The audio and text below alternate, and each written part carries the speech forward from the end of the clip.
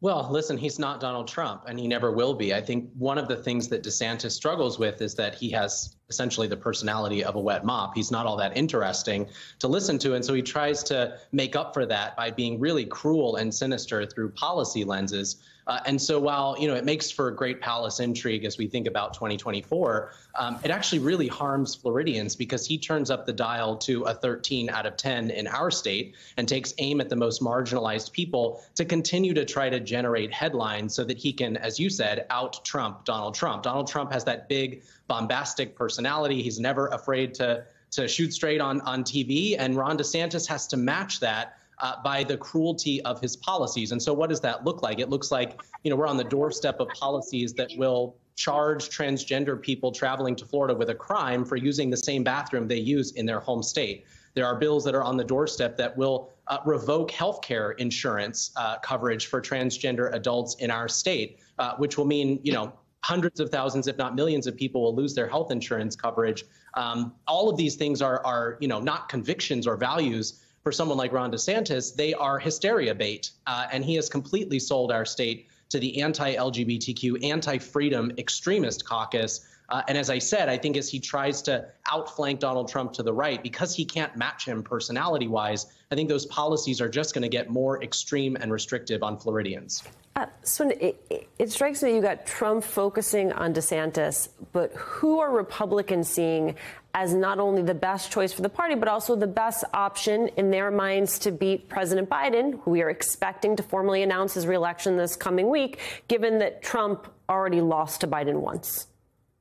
Well, if you talk about your rank and file Republican voter, like the people who actually make the decisions in a Republican primary of who the party and their voters are going to nominate, right now it is, I guess you could argue, an open question, but poll after poll after poll, not just in recent weeks, but in recent months, there's been a clear trend that if any of them fled Trump in the wake of the 2022 midterms, a glut after glut of them have come back to him. But when you talk about the elite operative class and the elite Republican donor class and the political class, there of course has been over at least the past year, certainly more than that, a gravitation towards DeSantis because they are 1,000% convinced that, okay, he should be our guy because he is Trumpism without Trump. He doesn't have the baggage or the relentless scandals or the ostentatious, garrulous flamboyance of a Donald Trump. So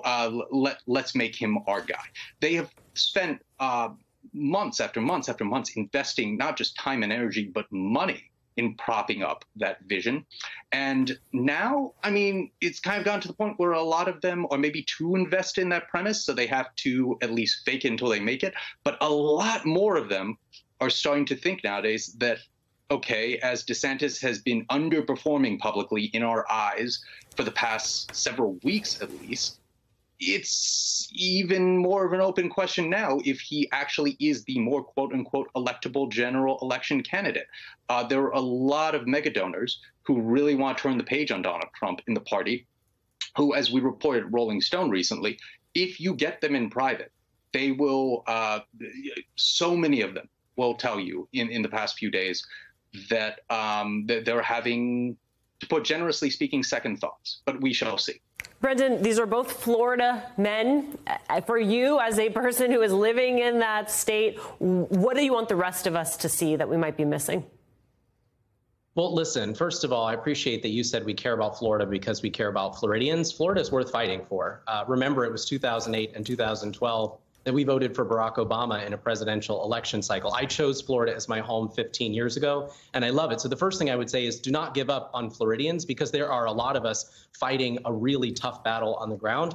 And the second thing is I think you should just be aware of the real threat that Ron DeSantis poses to this country. If you think you're safe and tucked away in New York City or Los Angeles or some of these other progressive areas of the country, you should know what it's like to live in a state where books have been banned. If it makes you uncomfortable that books are being ripped off of shelves, consider giving this man the keys to the U.S. Department of Education. If you think the war on Disney is uncomfortable, consider giving this guy the keys to the IRS. Anything is possible if Ron DeSantis gets into the White House. And as we've seen, he's willing to punish anyone and everyone who stands in his way to amass more wealth, power, and fame. And I just think the country should know that Ron DeSantis is not just a Florida problem. He is a national crisis in waiting, and we have to put a stop to him now.